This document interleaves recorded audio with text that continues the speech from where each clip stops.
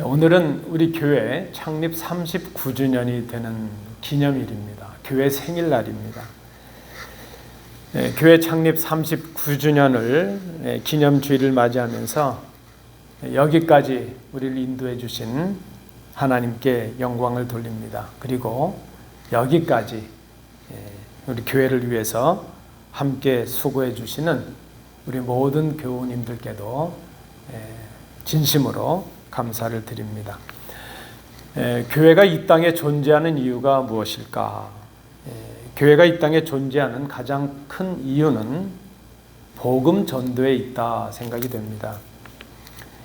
예수님께서 하나님의 아들이시요 또 그리스도시라는 것을 세상에 알게 하기 위해서 하나님은 이 땅에 교회를 세우셨습니다.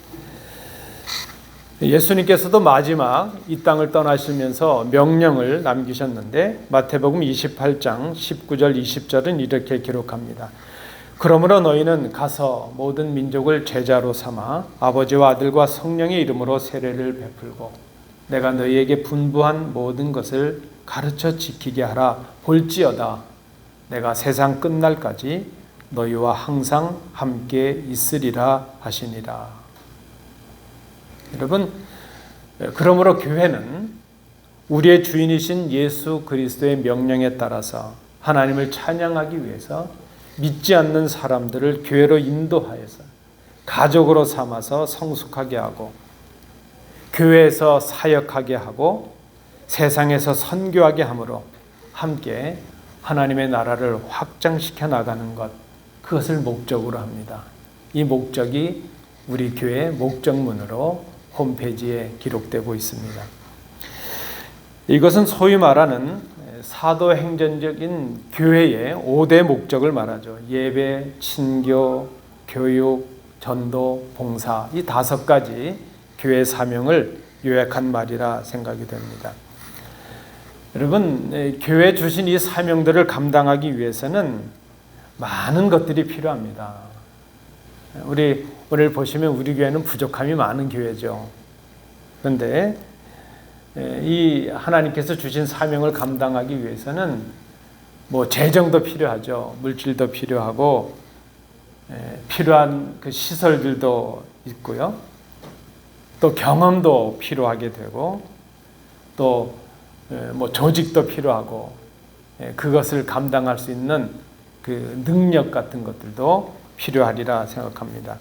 그러나 여러분, 그 무엇보다도 교회 사명을 감당하는 교회가 되기 위해서 꼭 필요한 것이 있다면 그것은 사람입니다. 사람이 필요합니다. 사람을 세우고 사명을 깨닫게 하고 훈련을 통해서 사명을 감당하는 일꾼이 되게 하는 일, 그것이 사람의 일이죠. 사람이 필요하고 중요하다는 것입니다.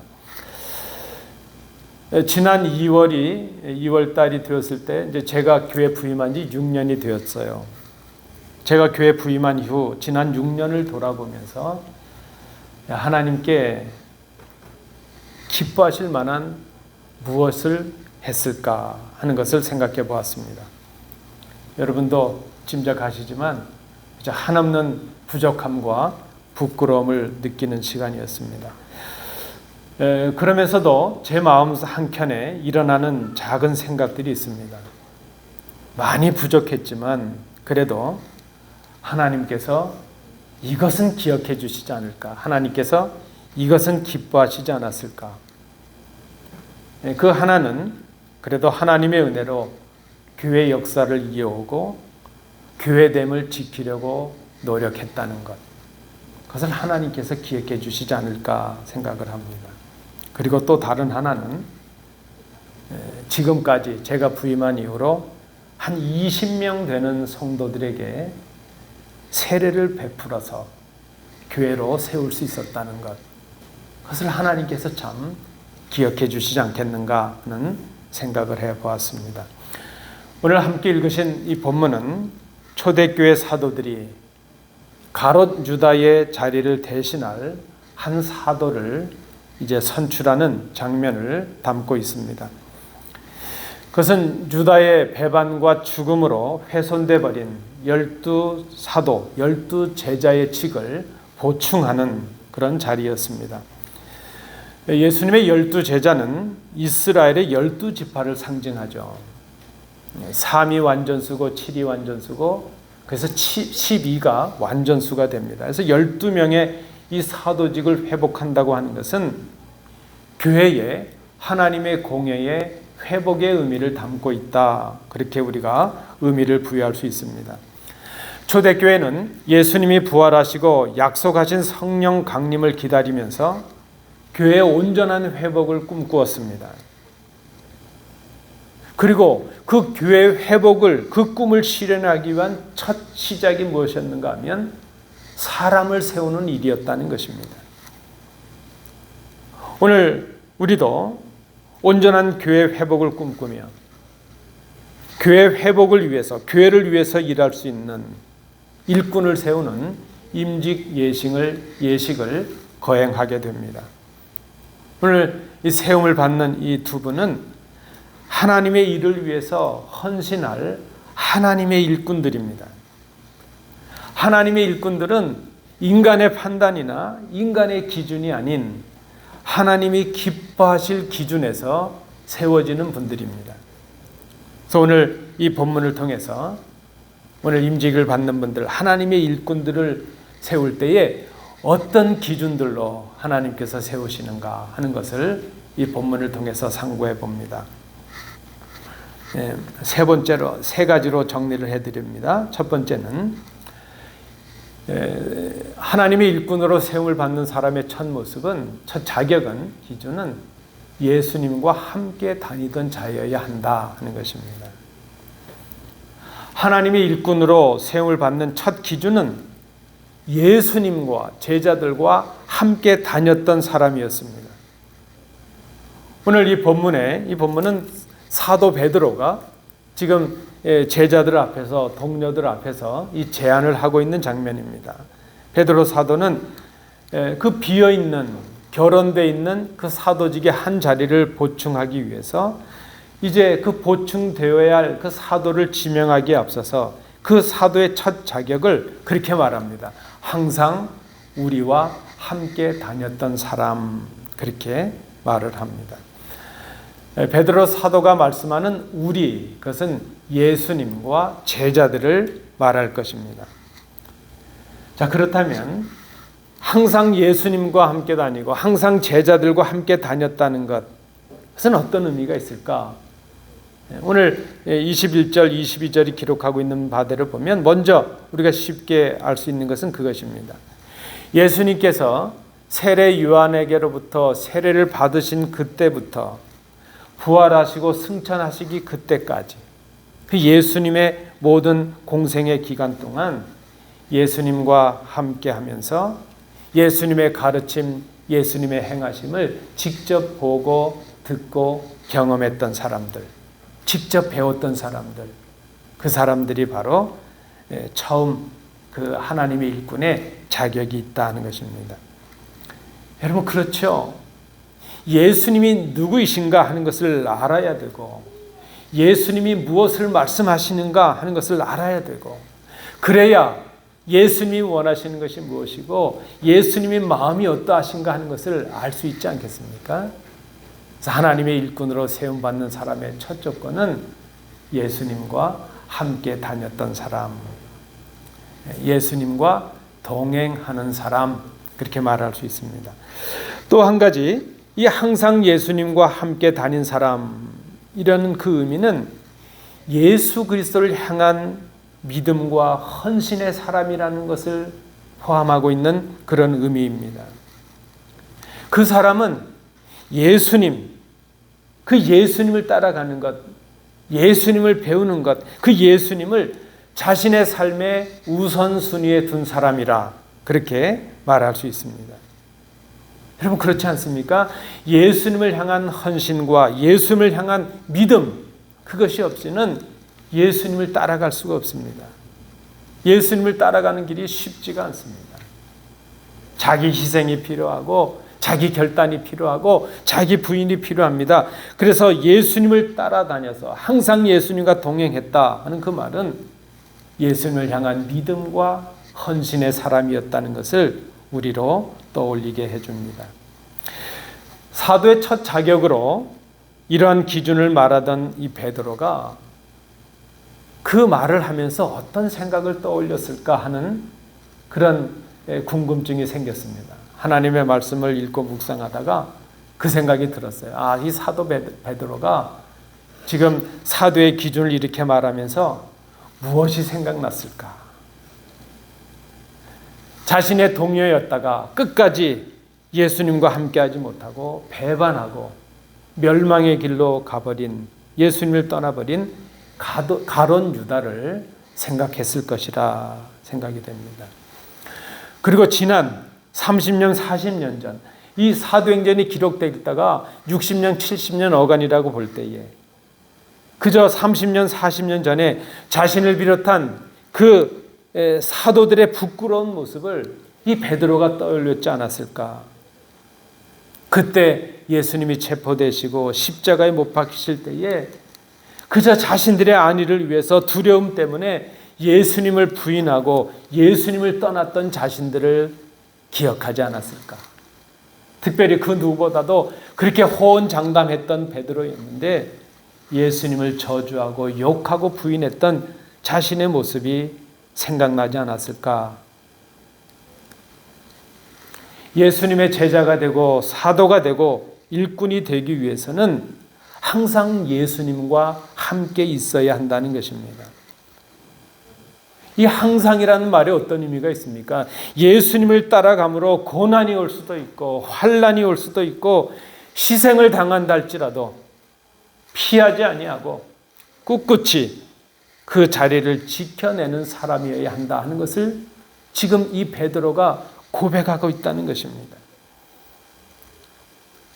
지금 공석이 된 또 한 사람의 그 사도직을 위해서 한 사람의 사도를 세우면서 지금 베드로는 자신들이 가졌던 그 과거의 부끄러운 모습까지도 고백하면서 다시는 그런 실수나 우리들이 범했던 그런 과오를 범하지 말아야 될 그 기준을 지금 고백하고 드러내고 있다는 것입니다.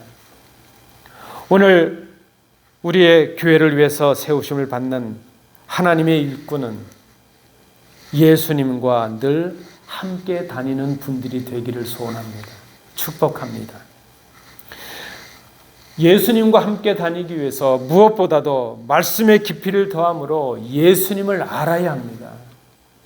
예수님이 누구이신지, 예수님의 가르치심의 의미가 무엇인지, 예수님이 원하시는 마음이 무엇인지, 예수님이 우리를 통해서 무엇을 행하기를 원하시는지, 교회와 더불어 예수님의 말씀을 통하여 예수님의 마음과 원하시는 뜻을 알고 행하는 사람이 되어야 합니다.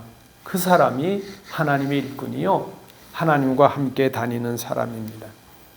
어떠한 삶의 형편과 처지에 있든지 간에 예수님을 향한 사랑과 믿음을 지키며 헌신하는 사람, 오늘 본문이 말씀하고 있는 하나님의 일꾼됨의 첫 기준이라 생각을 합니다.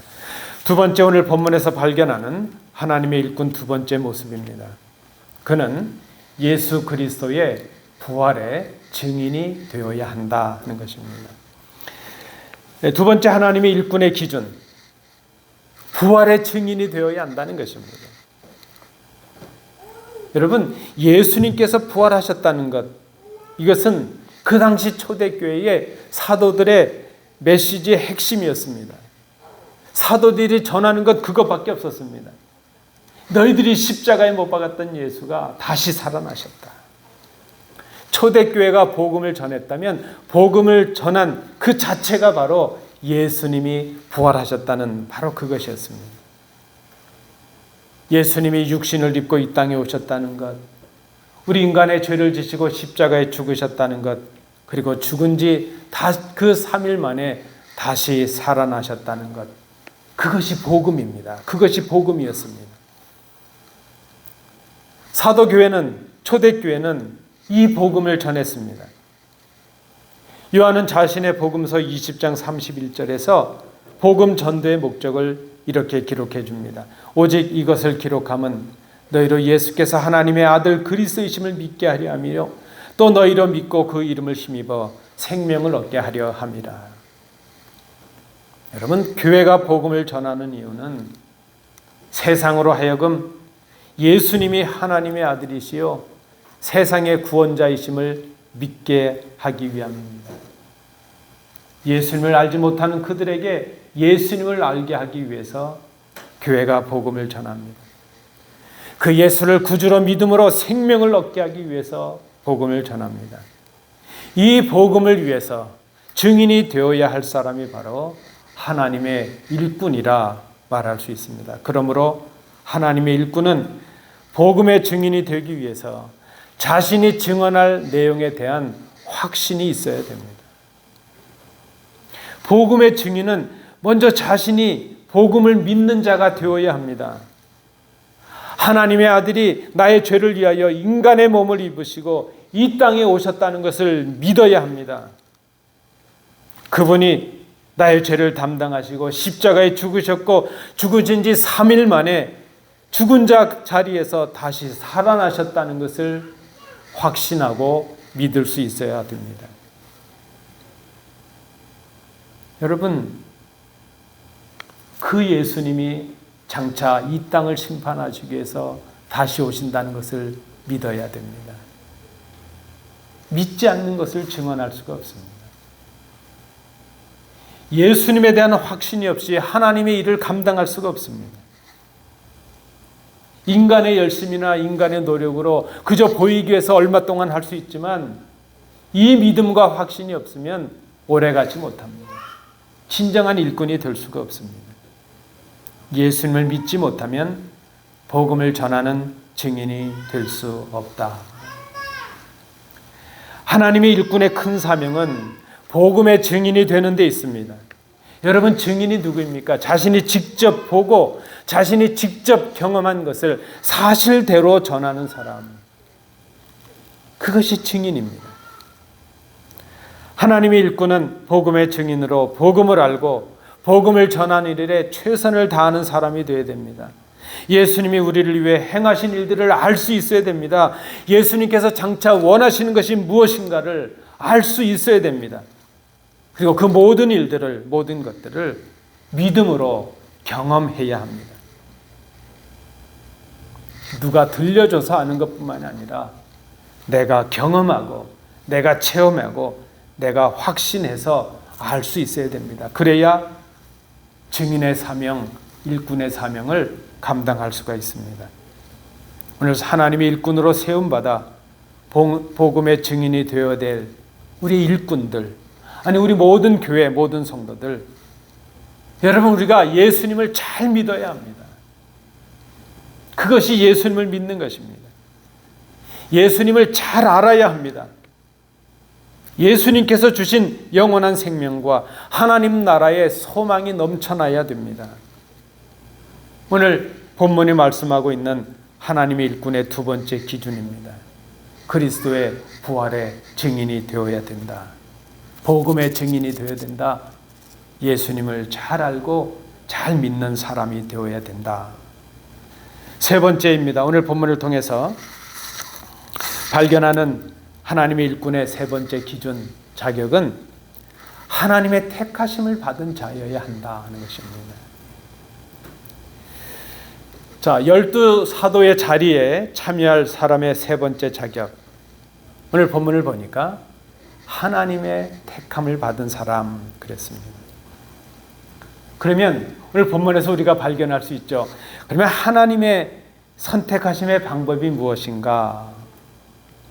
여러분, 하나님의 택하심의 방법의 첫 번째는 사도들의 택함을 받는 것이었습니다. 사도들은 교회를 대표하죠. 교회의 선택을 받는 것이었습니다.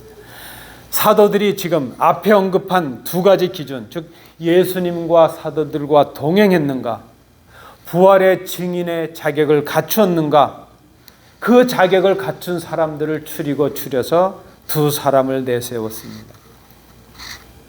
그리고 이제 그것으로 끝난 것이 아니라 하나님의 선택을 기다립니다. 그런데 여러분 기억하십시오. 하나님의 선택은 인간의 선택을 포함하고 있다는 것을 간과하지 말아야 됩니다.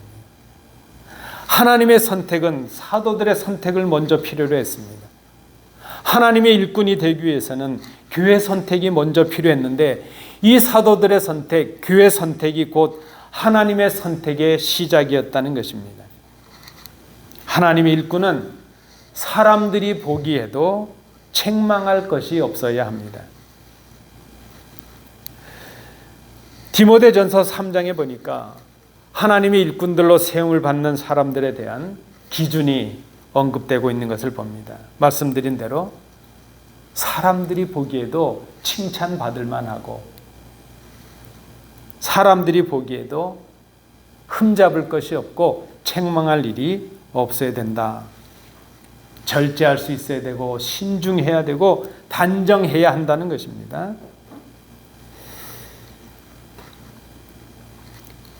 우리 교단 헌법 보면 이렇게 기록하고 있는 것을 봅니다. 안수 집사의 자격은 교우들의 신임을 받고 진실한 신앙과 지혜 분별력이 있는 자여야 한다. 권사의 자격은 여신도로서 행위가 복음에 적합하고 교인의 모범이 되는 자여야 한다.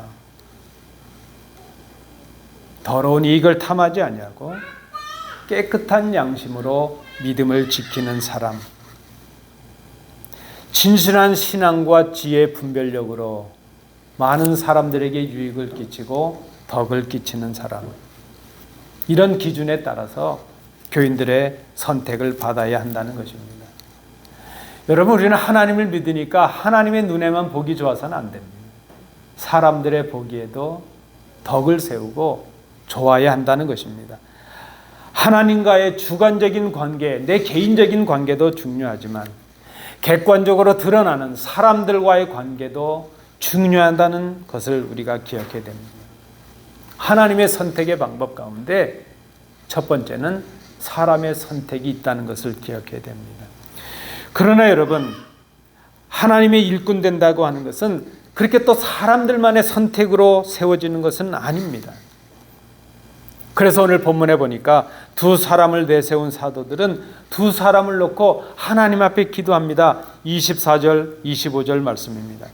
모든 사람의 마음을 아시는 주님, 주님께서 이 두 사람 가운데서 누구를 뽑아서 이 섬기는 일과 사도직의 직분을 맡게 하실지를 우리에게 보여주십시오. 여러분, 기도는 하나님의 뜻을 알 수 있는 가장 귀한 방법입니다.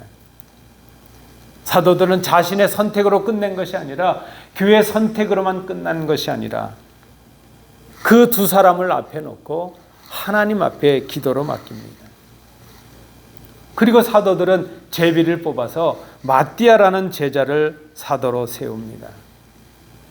그럼 이 제비 뽑기라고 하는 것, 여러분 어떻게 생각하시나요? 제비 뽑기는 될 대로 되겠지 하고 그저 그런 생각으로 유행을 바라는 그것을 의미하는 것이 아닙니다. 구약 시대로부터 성경에 보니까 이 제비뽑기는 적어도 성령 강림 이전까지 이 제비뽑기는 하나님의 뜻을 아는 방법으로 사용이 되었습니다. 성령님이 강림한 이유는 성령님의 감화 감동으로 일꾼들을 세우게 되었습니다. 사도들이 이렇게 하게 되는 이유가 무엇입니까? 그것은 사람들의 마음에 합한 자가 아니라 하나님의 마음에 합한 자를 세운다는, 하나님의 택하심을 받아야 하나님의 일꾼이 될 수 있다는 그들의 결단이요, 신앙이요, 고백이었다는 것입니다. 오늘 교회를 위해서 하나님의 일꾼으로 세움받는 두 분, 이 두 분은 하나님의 택하심을 받은 분들입니다. 그들의 드러난 객관적인 삶이 우리 교회와 교인들과 이웃들의 기준에 따라 선택을 받았습니다. 그리고 석 달여 동안 훈련의 과정과 기도의 과정을 통해서 하나님이 우리를 개인적으로 주관적으로 부르셨다는 그 하나님의 선택하심에 응답을 하였습니다. 무엇보다도 하나님의 일꾼은 하나님의 마음에 합한 자가 되어야 하기 때문입니다. 그 하나님의 택하심에 하나님이 세우신 교회의 선택도 포함되어 있다는 것을 우리가 기억해야 됩니다. 오늘 본문에서 발견하는 세 번째 하나님의 일꾼의 기준입니다. 하나님의 일꾼은 하나님이 택하여 세우는 존이다. 말씀을 맺습니다. 하나님은 오늘도 당신의 일꾼들을 세우십니다. 그 일꾼들을 통해서 당신의 일에 참여하게 하십니다. 하나님이 우리와 그 일꾼들과 함께 일하기를 원하십니다. 하나님의 일꾼이 되기 위해서 무엇보다도 하나님의 말씀을 통하여 하나님의 마음을 알고 하나님의 뜻을 알고 하나님이 원하시는 것을 헤아려 알 수 있어야 됩니다. 늘 주님과 동행하는 사람이 되어야 합니다. 주님을 우선하고 주님과 교회를 위하여 자신을 헌신할 수 있는 사람입니다. 그 무엇보다도 하나님의 일꾼으로서 예수님을 알고 예수님을 잘 믿는 사람이 되어야 됩니다. 일꾼이 되기 이전에 좋은 사람이 되어야 됩니다. 좋은 신앙인이 될 수 있어야 됩니다. 예수님의 오심과 죽으심, 부활하심, 그리고 다시 오심을 믿고 확신할 수 있어야 됩니다. 그리고 전하는 사람이 되어야 합니다. 그 사람이 바로 하나님이 세우시는 하나님의 마음에 합한 자라는 바로 그 일꾼이 될 것입니다. 오늘 교회를 위해 세움을 받은 이 두 분이 이런 하나님의 일꾼이 되기를 축복합니다. 그리고 우리 교회가 이런 하나님의 마음에 합한 일꾼들이 되는 교회가 되기를 소망합니다. 기도하겠습니다.